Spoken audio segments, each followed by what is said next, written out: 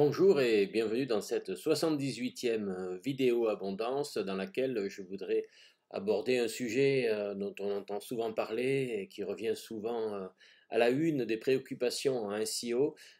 C'est toujours le nom de domaine, hein, donc c'est pas la première vidéo que je fais sur les noms de domaine. Mais c'est la question, est-ce que je dois dans mon nom de domaine mettre ma marque ou un mot-clé qui correspond à mon activité? Donc, on va aller voir nos petites slides. Alors, bien sûr, c'est une question difficile hein, que je ne vais pas résoudre en une vidéo, mais je vais essayer peut-être de vous donner quelques pistes de réflexion pour faire le meilleur choix pour votre site. Donc, premier point important, clairement, vous n'allez utiliser qu'une adresse canonique, une et une seule adresse canonique pour votre site. Vous pouvez acheter autant de noms de domaine que vous voulez. Là, sur cet exemple, on voit stella.com, stella.shop, stella.fr, matlamousse.fr ou matelasstella.com. Alors, imaginons que votre société s'appelle Stella et que vous vendez des matelas en mousse. Vous allez choisir une adresse canonique.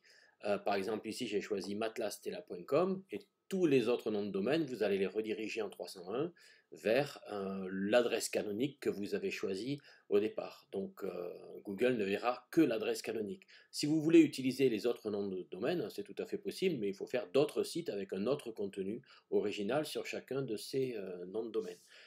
Il n'y a pas de possibilité d'utiliser plusieurs noms de domaine pour un seul site, hein. Il y a toujours une seule adresse canonique. Donc comment faire le choix de cette adresse canonique? Grosso modo, on va avoir plusieurs possibilités, hein. Soit vous mettez votre marque, comme stella.com par exemple, soit votre marque est une indication géographique, par exemple, stella-france.com, ou un mot-clé spécifique, matelamousse.fr, c'est ce que vous vendez, ou ce qu'on appelle les EMD, donc Exact Match Domain, c'est-à-dire une requête, un nom de domaine qui ressemble à une requête, qui ressemble trop à une requête. Alors, clairement, non, pas de MD, hein, pas d'Exact Match Domain, ou en tout cas, pas si vous avez une vision pérenne de votre activité. Alors, si vous voulez spammer, c'est autre chose, hein, mais je ne suis pas sûr que le site Abondance soit la meilleure source d'information si vous voulez spammer Google. Mais si vous voulez faire du travail propre, loyal, honnête et surtout très pérenne, pas de MD, donc pas de nom de domaine qui ressemble de façon évidente à une requête que l'internaute tape sur Google.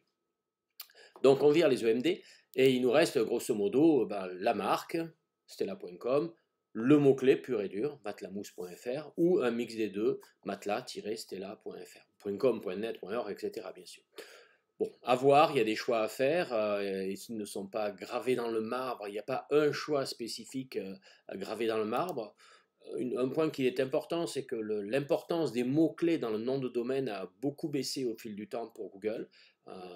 Il y a 10 ans de ça, 10-15 ans, c'était très important, notamment en termes de référencement. Pour être bien classé sur le mot-clé référencement, il fallait avoir référencement dans son nom de domaine.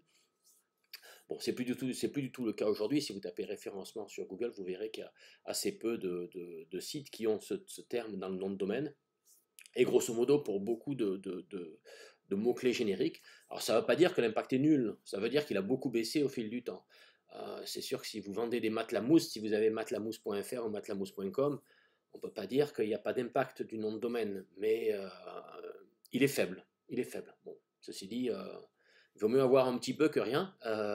Donc ça peut avoir une certaine importance, même si ce n'est pas obligatoire d'avoir un nom de domaine avec des mots-clés à l'intérieur.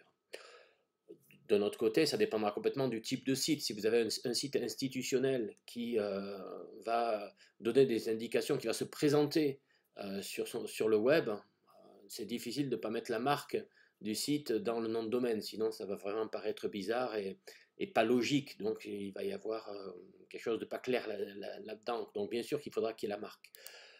En gros, prenons un exemple, stella.com, stella-france.com, matelas-mousse.fr et matelasstella.com.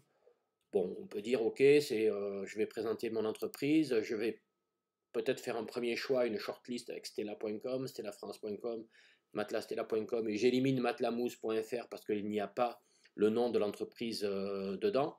Et puis finalement, je vais prendre Matelas Stella parce que il y a à la fois la marque Stella et à la fois le type de produit que je fais. Donc matelas-stella.com me semble bien et c'est celui-là que je vais prendre. Voilà, c'est un choix, c'est une possibilité, c'est une éventualité qu'on peut prendre. Ça dépend de plein de caractères, de critères, pardon, ça va dépendre de beaucoup de critères. La taille du nom de l'entreprise, évidemment, si vous vous appelez Société nationale des chemins de fer français, ben, ça va être long dans le nom de domaine, donc vous allez plutôt opter pour sncf.com, voire l'extension .sncf, hein, comme actuellement. Ça peut dépendre du type de lettre, du nombre de lettres, du type de lettre, du fait que les mots soient séparés ou pas. J'ai pris quelques exemples. Un imaginaire, hein, imaginons que la société ou un produit s'appelle le thé de l'été. Ça sonne bien hein, en termes de prosodie, en termes de son à l'oreille, mais en termes de nom de domaine, letdilet.fr, on ne comprend rien. Et puis j'ai mis trois noms de domaine connus, hein, avec des cas un peu spéciaux, qui, quand on lit les noms de domaine, en fait, celui de Sylvain Pagé député, celui de Penn Island et celui de Expert Exchange, c'est sûr que quand on lit les noms de domaine, c'est pas exactement la même chose, donc il aurait peut-être fallu mettre des tirets pour séparer les mots. Donc j'ai aussi mis l'URL d'une page où vous pourrez trouver les pires noms de domaine disponibles sur le web. Alors ça dépend bien sûr de la taille aussi, alors n'allez pas jusque-là, hein. Ce sont 5 noms de domaine existants. Vous pouvez les recopier à la main, hein, vous verrez, ils vont bien sur des sites web. Alors bien sûr c'est pour le fun hein, que je vous indique ça, c'est évidemment illisible, mais c'est pas pour être lisible que ces noms de domaine, bien qu'il y ait le nom d'un village gallois, le troisième, c'est le nom d'un village gallois, qui est un des plus longs dans le monde j'imagine. Enfin, c'est pas effectivement très très mémorisable comme adresse. Donc voilà, sans aller dans ces extrêmes, essayez de faire au mieux, pas plus de deux trois mots. Alors stella.com ok, stellafrance.com avec un tiret ça va, Stella France sans tiret ça va aussi, matelas-stella.com c'est bien, matelas Stella, alors matelas se termine par un S et commence par un S, alors ça fait deux S, ça fait un peu bizarre, mais bon ok ça passe. Matelas-stella.com avec un tiret, déjà ça commence à être long. Sans tiret, ça devient presque illisible. Alors matelas-stella-france.com, c'est trop long. Et alors sans tiret, je ne parle même pas, c'est impossible, à écrire et à reconnaître visuellement, etc. Donc voilà, il y a plein de critères qu'il faut prendre en compte. Il n'y a pas qu'une question de nombre de mots, de nombre de lettres.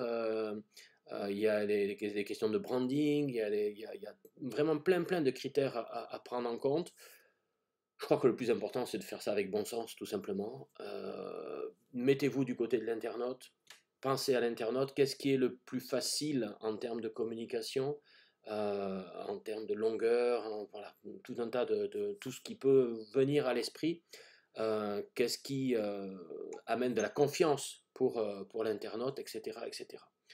Grosso modo, si vous voulez être positionné sur votre marque, de toute façon, il n'y a pas de problème majeur hein, et le nom de domaine n'est pas obligatoire pour se positionner sur une marque, si votre marque est spécifique, bien sûr, hein, de votre activité. Euh, sur un mot-clé un petit peu plus générique, alors oui, ça peut être intéressant à partir du moment où c'est fait avec bon sens. Ça doit vous aider, mais n'allez pas dans les extrêmes parce que là, par contre, vous risquez la pénalité, vous risquez d'avoir une mauvaise expérience à ce niveau-là. Donc du bon sens, du bon sens, du bon sens, et ça devrait bien se passer. Voilà, merci de m'avoir écouté, je vous souhaite une très bonne semaine et je vous dis à très bientôt pour une nouvelle vidéo abondance. Merci, au revoir.